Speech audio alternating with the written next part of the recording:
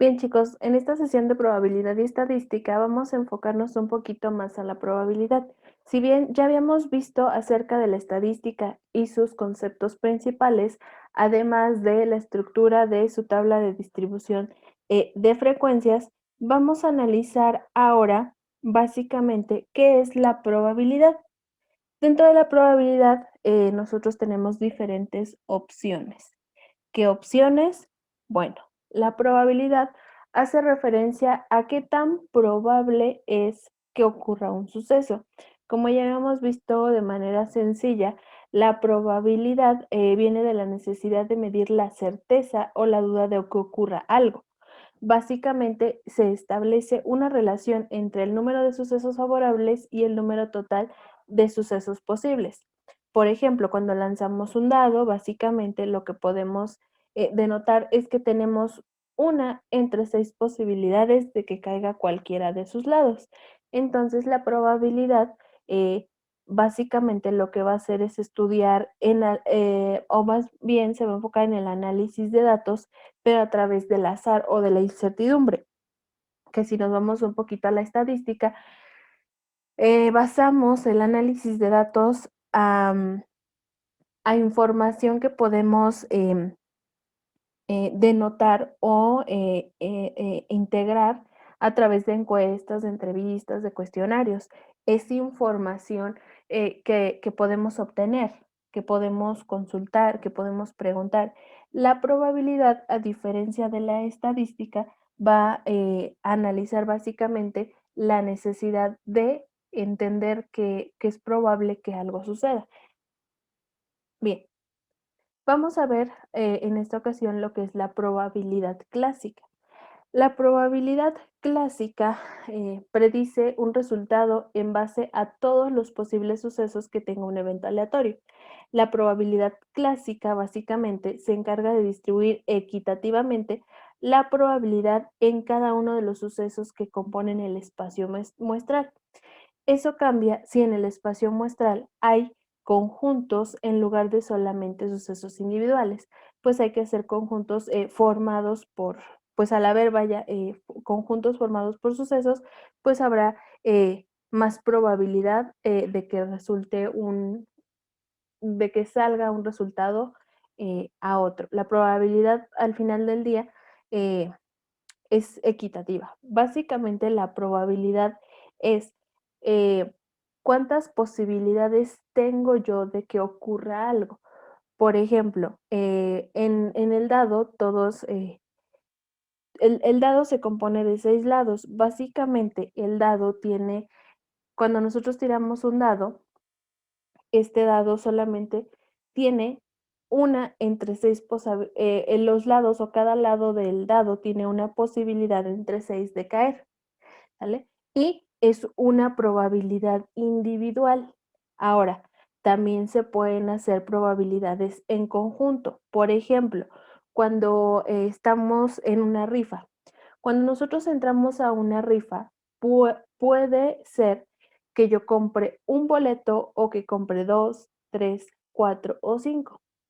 ¿Qué es lo que ocurre? Se supone que si yo estoy en una rifa, no sé, de un celular en el que yo compré 10 boletos. Yo compré 10 boletos para esa rifa. Bueno, al final del día se convierte en probabilidades individuales, es decir, si se vendieron 50 boletos y de esos 50 boletos yo eh, compré 10, la probabilidad de que salga cada número de boleto es una entre 50. Sin embargo, como yo compré 10 boletos, se convierten en un espacio muestral en conjunto, es decir, que yo tengo 10 probabilidades más de que caiga el número ganador entre el número de boletos que yo tengo. Bien, por ejemplo, justo lo que les acabo de mencionar, para entender mejor la definición general de la probabilidad clásica, se tomará el siguiente ejemplo. Hay un grupo de 10 personas, los cuales están enumerados del 1 al 10. Se rifará un premio al azar. Quien se lleve el premio se decidirá por una persona que pensará en un número de entre el 1 y el 10. La persona que tenga el número que se pensó se llevará el premio. Básicamente, lo que dice en este ejemplo es que hay 10 personas, enumeradas del 1 al 10. Una persona cualquiera va a pensar en un número y a través de eso se va a determinar quién gana. La persona puede decir el 1, 2, 3, 4, 5, 6, 7, 8, 9 o 10, cualquier número. No sabemos qué número saldrá o qué número dirá. Sin embargo, sí sabemos que hay una posibilidad entre 10 de que salga el número ganador de esas 10 personas, ¿vale? En este supuesto, todos los concursantes tienen la misma probabilidad, todos tienen la misma probabilidad porque son 10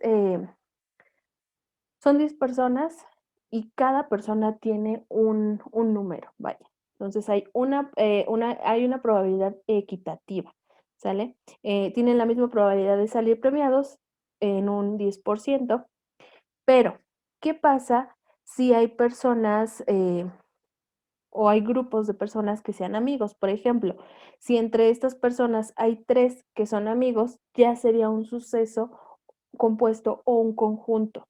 Entonces, la probabilidad de que uno de los amigos sea premiado ya no sería del 10%, sino del 30%. ¿Por qué? Porque a lo mejor los 3 amigos se unen el regalo que se lleve al azar, si le toca a alguno de los 3, lo van a repartir. Ya es un conjunto, es como les mencionaba, si yo compro más boletos, tengo a lo mejor más probabilidades de que salga un número ganador de los que yo tengo. Sin embargo, no deja de ser una probabilidad también individual, solamente que tiene un mayor rango de posibilidades. Básicamente, la forma en la que podemos determinar el valor de una probabilidad clásica es a través de la regla de Laplace.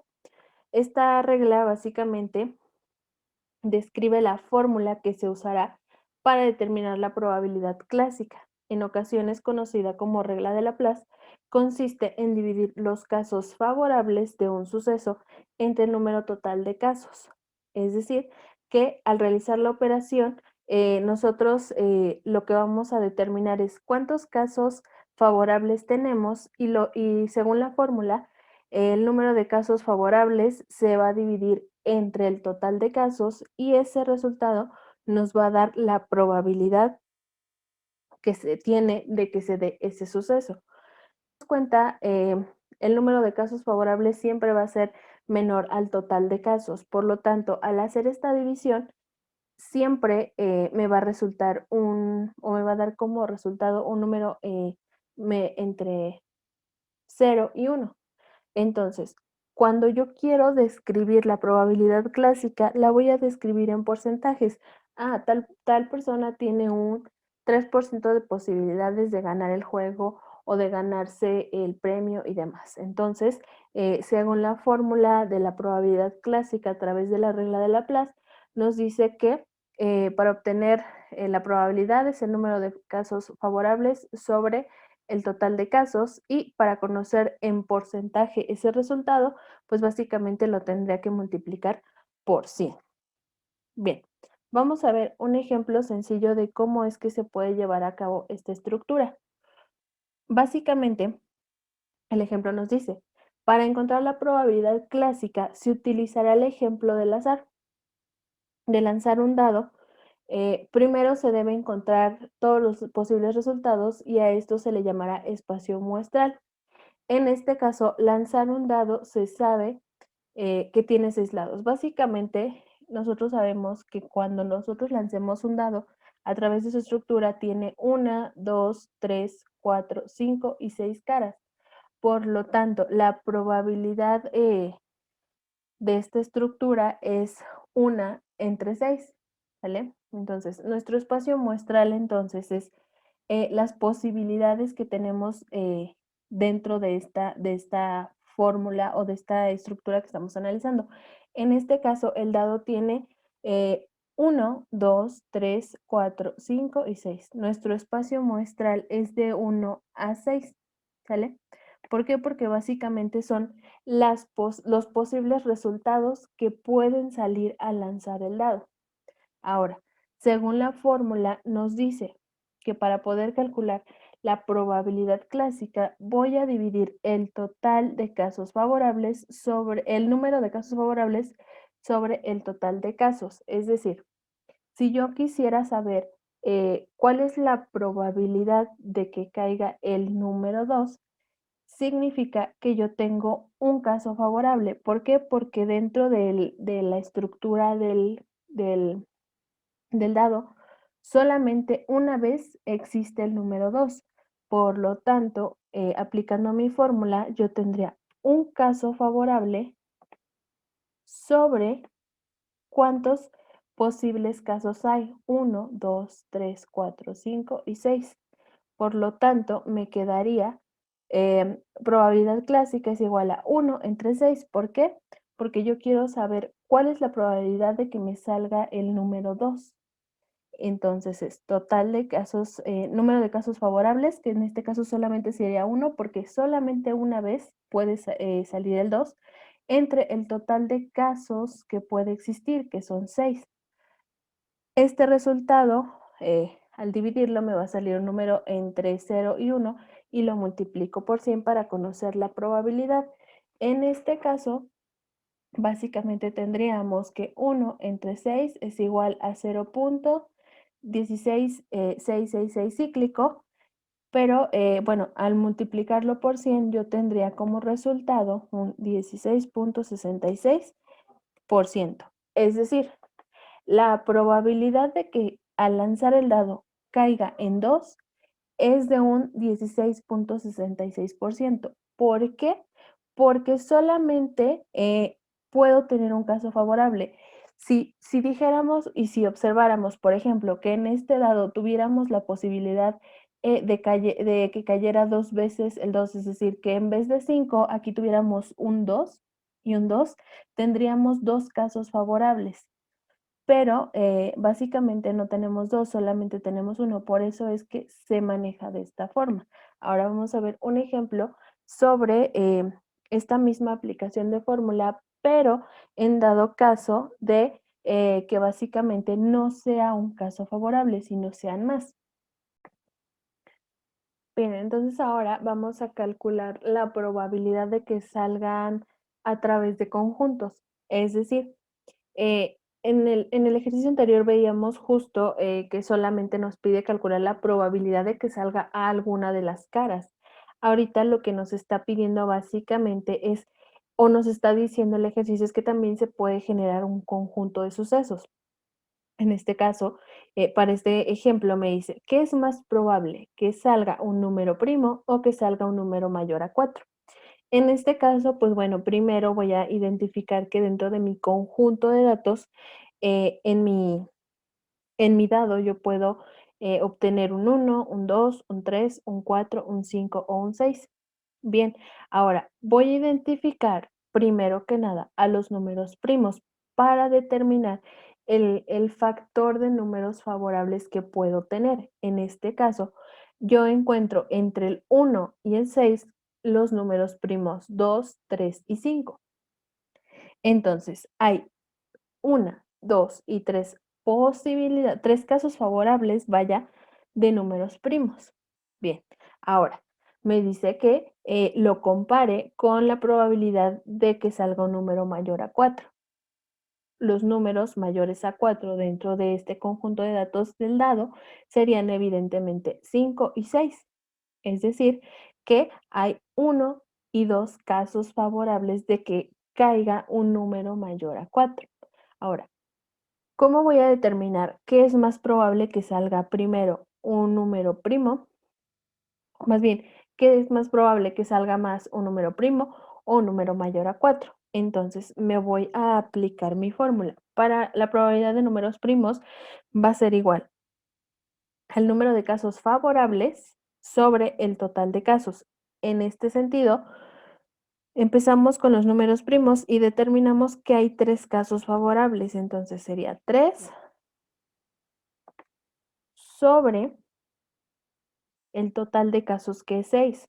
1, 2, 3, 1, 2, 3, 4, 5 y 6, ¿ok? Entonces, hago mi operación correspondiente. 3 entre 6, 0.5. Por 100, tengo una probabilidad de un 50%. Hay un 50% de probabilidades de que salga un número primo, ¿sale? Ahora, entonces, vamos a hacer la segunda comparación para ver cuál es el punto elemental. Entonces, los números mayores de 4 son 5 y 6, es decir, dos casos favorables. Aplico la fórmula número de casos favorables sobre el total de casos y en este sentido serían dos casos favorables sobre el total de casos que se pueden suscitar, que sería 6. Entonces, 2 entre 6, 0.3333 cíclico, multiplico por 3 y me da como resultado 33.33%. Entonces, la probabilidad de que salgan números mayores a 4 es de 33.33%. ¿Qué es más probable? Pues bueno, analizando es más probable que salga un número primo a que salga un número mayor a 4, pero esto se determina a raíz de cómo conjunto yo estos números, ¿sale? Entonces tengo un 50% de probabilidades de que me salga un número primo. ¿Por qué? Porque hay más casos favorables, ¿sale? Ahora, si yo sumara estos dos elementos, no tendría el 100% porque no estoy tomando en cuenta al 1. Si yo sacara la probabilidad del 1, pues bueno, ya tendría mis tres posibilidades de conjuntos distintas. Pero, pues bueno, veamos un ejemplo más. Me dice, un hombre ha pensado un número entre el 1 y el 15. Si este hombre le pide a su amigo que adivine en qué número pensó, ¿cuál es la probabilidad de que su amigo adivine el número en el primer intento? ¿Vale? Básicamente, una persona está pensando en un número entre el 1 y el 15. Cuando pasa esto, le pregunta a su amigo cuál es el número que cree en el que está pensando. Básicamente tendríamos que aplicar la fórmula para saber cuál es la probabilidad que tiene su amigo de acertar, ¿vale? Es decir, básicamente, en este caso solamente tenemos un caso favorable. ¿Por qué? Porque solamente es un intento, ¿sale? ¿Cuál es la probabilidad de que su amigo adivine el número en el primer intento? Una. Un caso favorable, por lo tanto, sería 1 entre el total de casos, que sería 15. 1 entre 15, 0.067. Ahora, esto lo multiplicamos por 100 y tenemos que su amigo tiene una probabilidad de 6.7% de adivinar en el primer intento el número en el que su amigo está pensando. Bien, veamos un ejemplo más. Bien, una persona tiene la oportunidad de ganar 100, 200, 500, 800 o $1000. Al girar una ruleta donde están las cantidades que se puede ganar. El problema está en que esta persona quiere comprarse un nuevo teléfono y para ello necesita por lo menos $400. Entonces, a raíz de estos datos, ¿cuál es la probabilidad de que le toque una cantidad que sea suficiente para comprarse un nuevo teléfono? Ok, primero vamos a definir el espacio muestral. Nosotros tenemos en la ruleta se tiene la posibilidad de que salgan 100, 200, 500, 800 o $1000. Ese es el espacio muestral o esas son, digamos, las caras que pueden salir. Segundo, como segundo paso, se tienen que definir los sucesos a favor.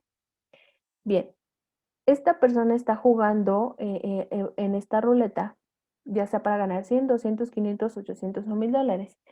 Sin embargo, el ejercicio mismo nos dice que necesita por lo menos 400. Entonces, si por lo menos necesita 400, significa que no me serviría de mucho que me salieran 100 o 200 100, 200 o $200 no me servirían porque forzosamente lo que yo estoy buscando es obtener por lo menos 400. Entonces, genero mi espacio muestral. De este conjunto de datos, ¿cuáles sí me servirían para sustentar mi problema? Ok, Entonces, si requiero obtener por lo menos 400, pues voy a buscar cantidades mayores a esta.